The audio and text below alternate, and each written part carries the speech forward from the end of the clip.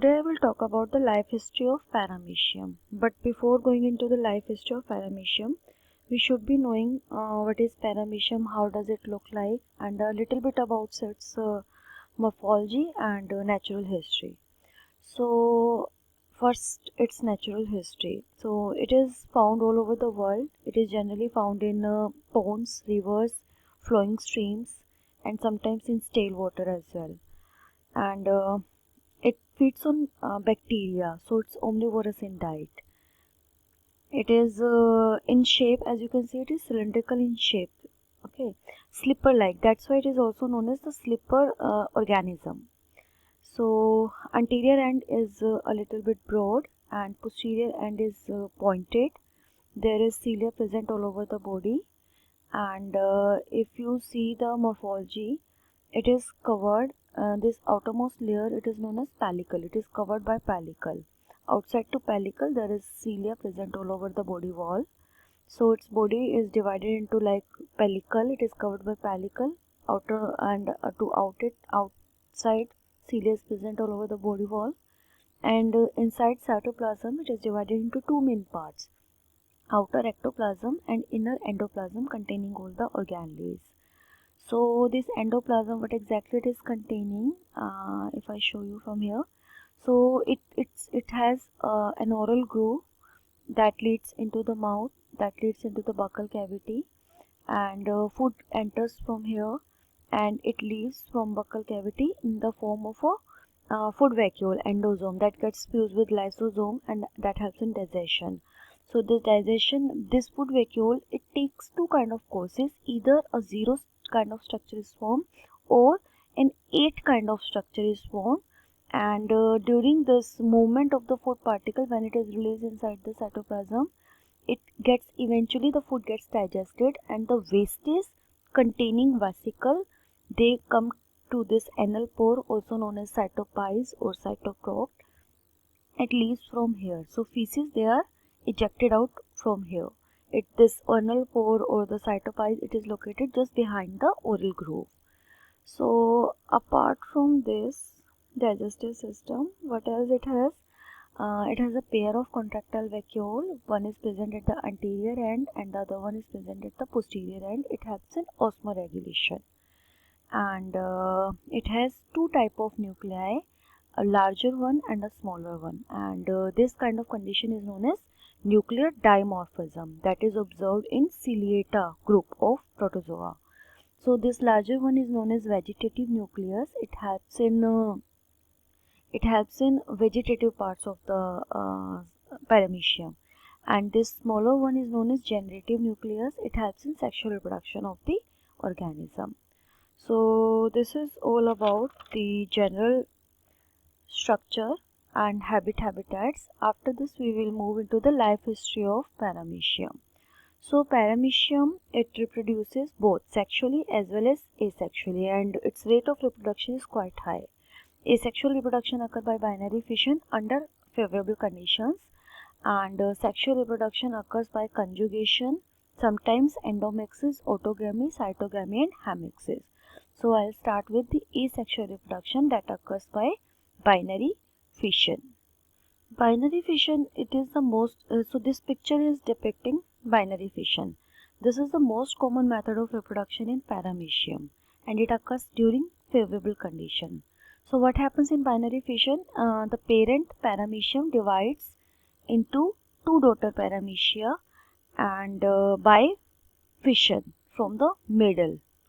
The process, it actually begins under favorable condition. When the Paramecium, when the process actually starts, the Paramecium, it will stop feeding. It will develop two minute pores near the over here, this minute pore, they are for the future contractile vacuole in the daughter Paramecium. Okay, and what happens exactly?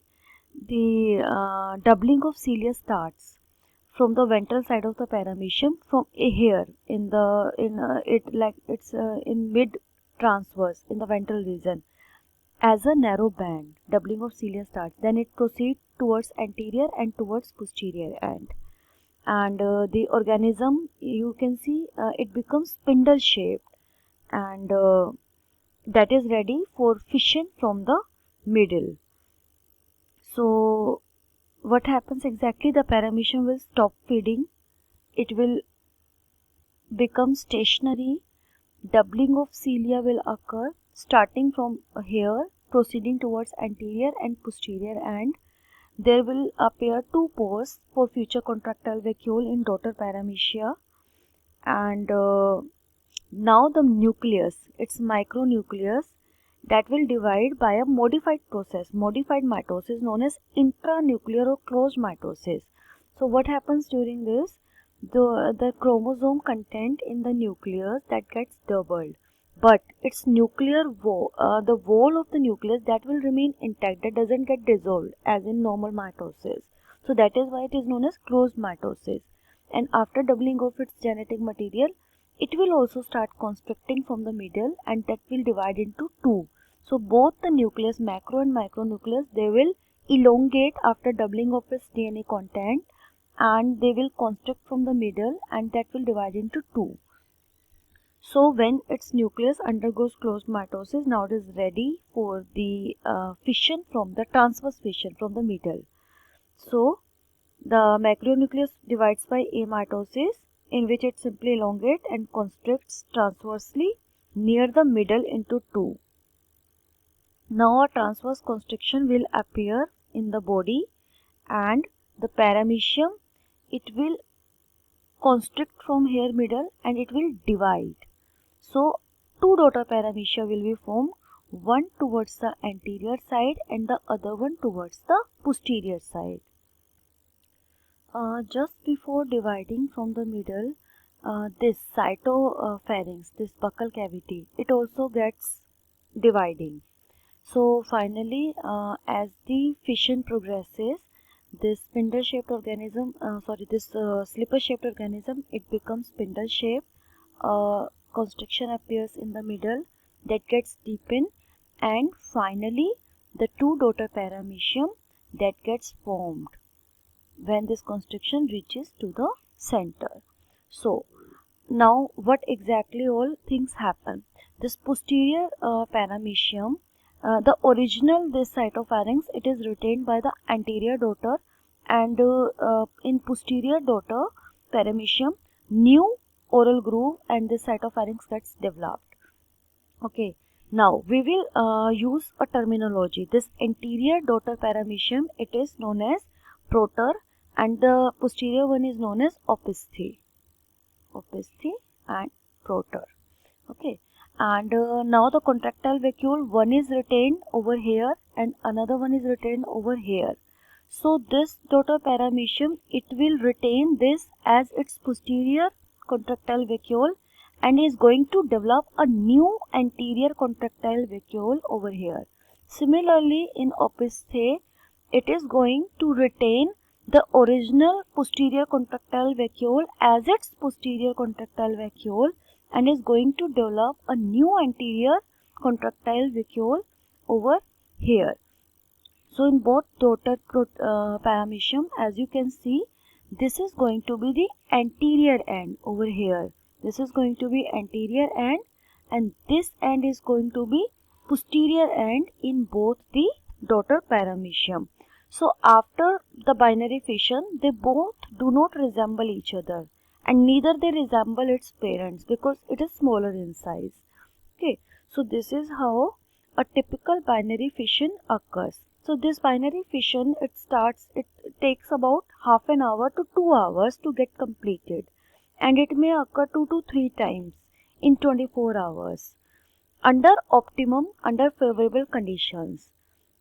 So a single paramecium may produce up to 280 million descendants in just 1 month. So paramecium that can produce about 350 asexual generations by binary fission. So as you know, it's under controlled condition, like binary fission, it results in a rapid multiplication and it effectively maintains its population by binary fission under favorable conditions. So this is all about the binary fission. Next is conjugation.